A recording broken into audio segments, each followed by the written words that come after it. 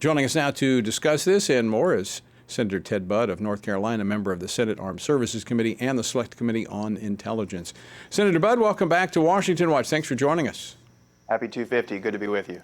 So you'll be in committee tomorrow with the secretary.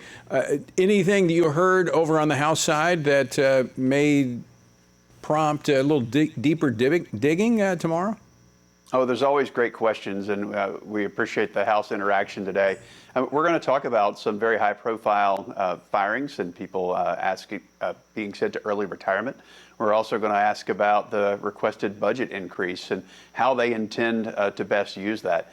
I'd like to see line by line, and remember that it's our job as representatives, whether it's the House or the Senate, to hold them accountable, hold the administration accountable to the American people. We want to make sure that this gets at what they're requesting and that it actually makes our country safer and more prosperous.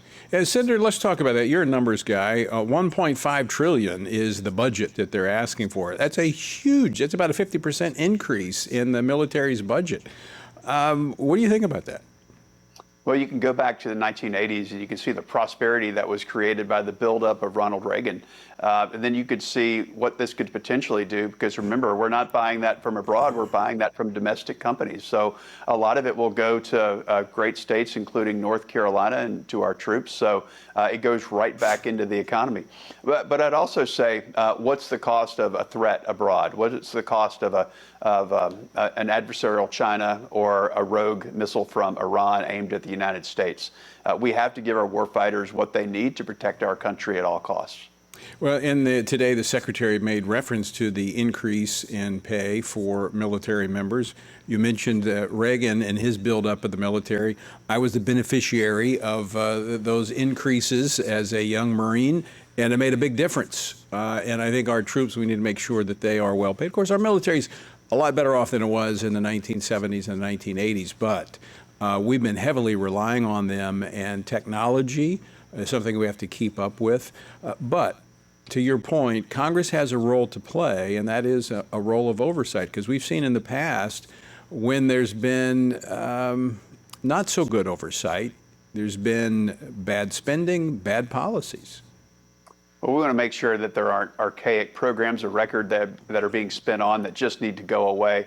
Make sure that when we were increasing our magazine depth, that we're doing it on newer, better, faster, cheaper munitions, not just buying the old stuff that's very exquisite, but very expensive as well. And I think there's a lot of new tech and new defense companies out there that we can look to that aren't the same old, same old. Plus, we also need to focus on retention for our warfighters, our pilots. If you look at those that have gained skills in cyber command and that are using cyber in warfare on America's behalf, they've got a lot of offers out on the street to go to work elsewhere for a lot more money. We need to make sure that we're paying them, not just, we need to pay them fairly, but we also need to give them just the support that they need with their families.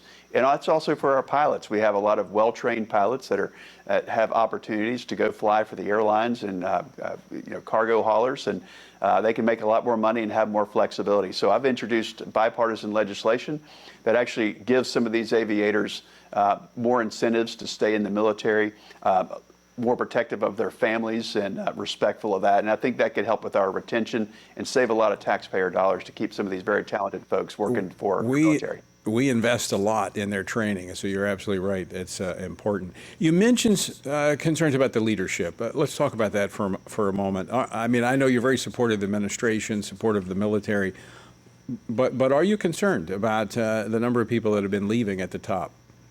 I have, because what we really need to do is project at the civilian level, the civilian-led military level, the fact that we have stability.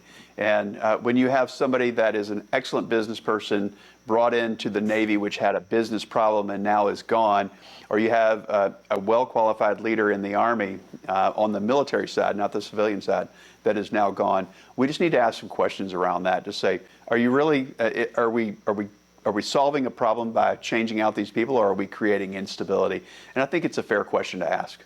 Well, I think it is a fair question for Congress to ask, and I think, again, that's the role of Congress. Let's talk Iran. We appear to be at a standoff now. in our, we've got a ceasefire, a very tentative ceasefire, but we're at a standoff.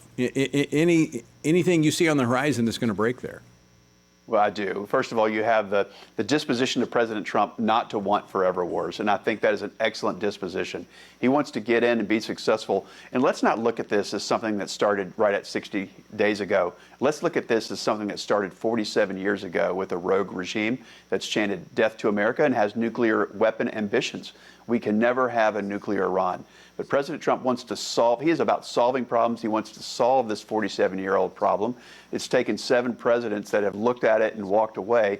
And now you've got one that is finally standing up to a problem, which is chanted death to America and has their nuclear ambitions. You don't know what that could do. Would they ever want to launch at the United States and endanger 350 million people? We can never let that happen. So I'm grateful to President Trump. I do like what he's doing with the blockade. And the fact that it is putting a chokehold on a very rogue regime. And what we have to do, while we did put a stop to their nuclear program, their ambitions never ended, which means if there's fissile material laying around, enriched material, they're always going to try to dig it out, get it, rebuild their nuclear program. So we have to put the squeeze on them to the point where their nuclear ambition stops, because it's completely disconnected from their 93 million people who really probably want liberty. They do not want, they are disconnected from the IRGC. So we have hardliners, and then we have the people that are being oppressed, and we need to make sure that they have a voice and that America is not under threat. And I agree with you. I think the blockade is destabilizing economically that regime, may open the door for the people there of Iran to step forward. Senator Ted Budd, I want to thank you for joining us. It's always great to see you, my friend. Sure, thanks.